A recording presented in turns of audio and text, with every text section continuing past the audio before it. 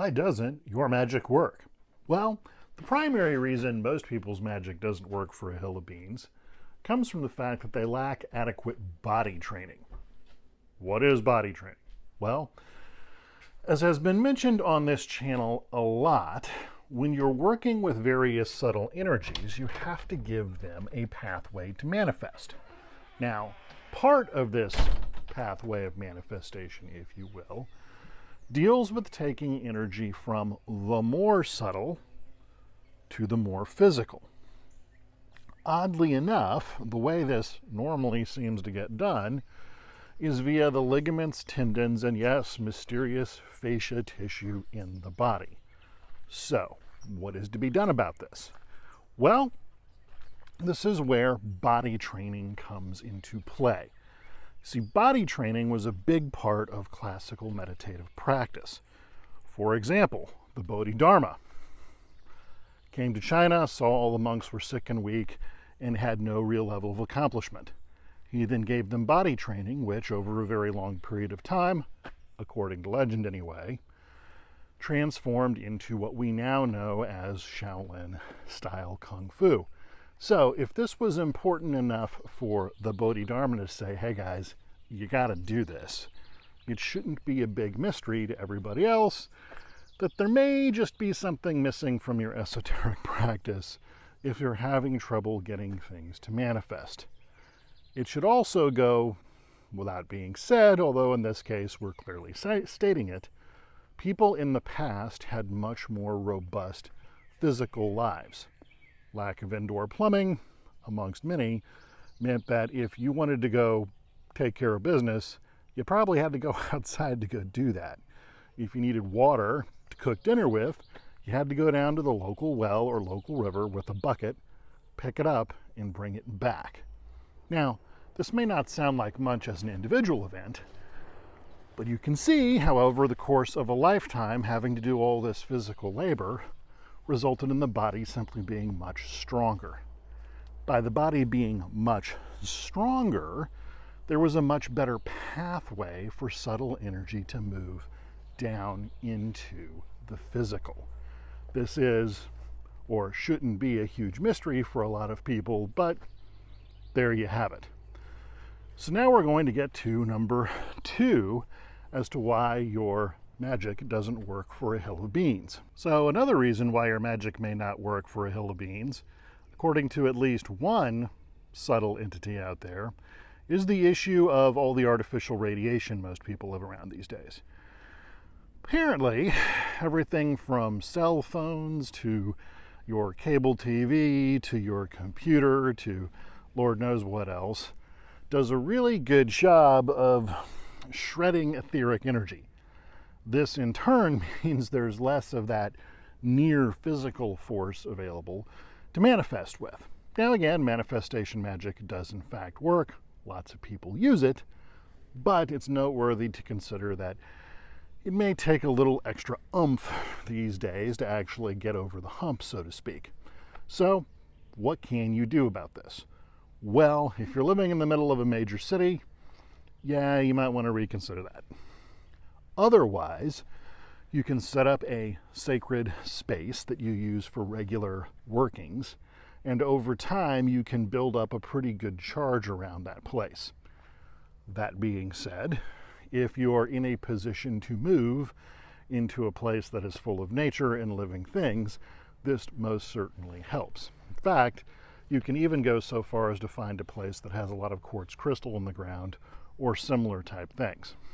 Simply improving your environment can often help with the performance of your magic.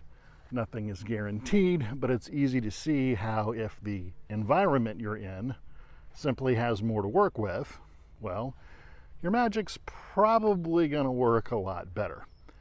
In the meantime, again, building up the power of your sacred space is a stopgap that has served many practitioners well over the years. This can include things like the living crystal, various sacred incense, various sacred stones, so on and so on and so on. Another good way of improving the efficacy of your meditative or magical pursuits is to take a page from the playbook of the ritual magicians. See, ritual magicians, largely lacking internal power, have to pay a lot of attention to timing. This is one of the reasons why they call their bigger workings operations. And they can build up the power associated with something over a period of months, if not in some cases years, by paying specific attention to astrological timing, days of the week, zodiac or stellar events, hours of the day represented by the planets, and then repeating the works they're working on over and over again in accordance with that timing. Now, this is, of course, ruling out the ability to do things on the fly, which, let's be honest, can be more than a little annoying. That said, if it makes things much more effective, well, you end up being on the winning side of that equation. And ultimately, that's what we really want, right? We want things to actually work. So, if you're going to have a major working, pay some attention to when you're doing it, and more importantly, repeating it. On a basic level, this can simply be repeating a working over and over again at the same time of day every day when you do it. This, in turn, over time, builds up the charge and helps deal with that previous problem associated with electromagnetic radiation, reducing the efficacy overall of workings in general. Next, we have the issue of consistency. Now, consistency is something that I was kind of alluding to in the last section where I talked about the necessity to pay attention to your timing. You see, here's the thing. Everyone's been in that position where you had to cram for an exam the night before because you didn't really do your work on a regular basis for the rest of that semester or term at school. Sometimes this results in you pulling it off and getting a decent grade. Usually, it just means the difference between failing and passing. The same principle applies to your workings with magic. If you want your workings with magic to work well, being consistent about it is really, really important. So, again, this not only goes back to the idea of practicing at the same time every day, fair enough, but it has a lot to do with practice in general and pretty much keeping your shit together. Because again, you can always dig really deep into that magic well of potential and occasionally make things work. But as I've said before on this channel, this is where we get into the difference between a professional and an amateur. An amateur practices until they can do something. A professional, on the other hand, practices until they cannot fail at something. And this is where the consistency really begins to shine. By being consistent in your practice, i.e. having a regular practice, and building things up slowly over time, you can often engage your performance at a level that you would have simply thought to be impossible previously. Those of us familiar with the weight room understand this intuitively. Most people go in, bench press 2 plates, no problem if they're an adult male who's healthy. Very few people can walk into the gym and press 4 plates on day 1. That said, most people can work their way up to that over a period of years if they are in fact consistent with their training. And when it comes to magic, there literally is no difference. And finally, we come to the most important reason why your manifestation isn't working and your magic sucks in general. That is very simply, you have not given it a proper avenue for expression. This is the number one failure point I see all the time. The ability of your magic to express something, to manifest something, is directly proportional to the pathway you have given it to do that. So on this channel, we like to talk about financial matters a lot because that's important to a lot of people. If your job is tying shoelaces, there is an ultimate upside or limit as to what can be manifested off of tying shoelaces for a living. So you can work as hard as you want at it, you can give it as much magic as you want, and it doesn't matter. You can only go so far with that enterprise because that's as far as that enterprise goes. On the other hand, if you're working for a major trading house in finance, you can go much further with that. You have to give your magic a realistic outlet or pipeline for expression. Otherwise, you're relying upon karma to do things for you, and that's generally a bad bet. Now, in most cases, people make big mistakes with this. As some people here know, I was involved in traditional Chinese medicine for many years.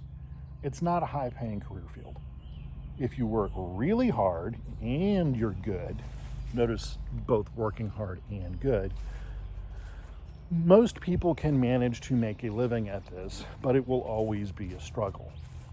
Why? Traditional Chinese medicine is not taken very seriously in the West. It is certainly not a high-paying career field.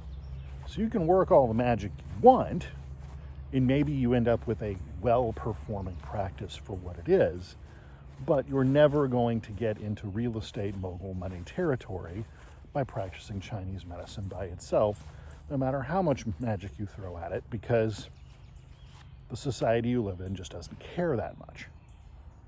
This isn't a bad thing, but this is where physics comes in to limiting what your magic can pull off. And you need to be realistic with yourself regarding what that avenue is, and most importantly, you have to be very realistic regarding how much work you actually give in something.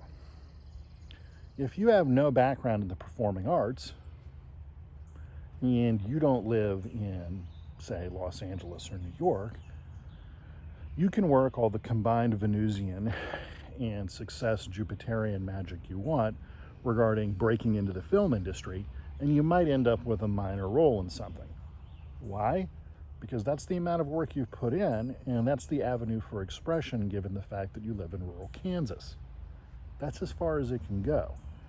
Now, on the other hand, if you go to Juilliard or a performing arts school in, say, New York, and you live in New York, and you study your craft of acting very diligently, and you network aggressively, and then you turn the magic on, the sky's the limit.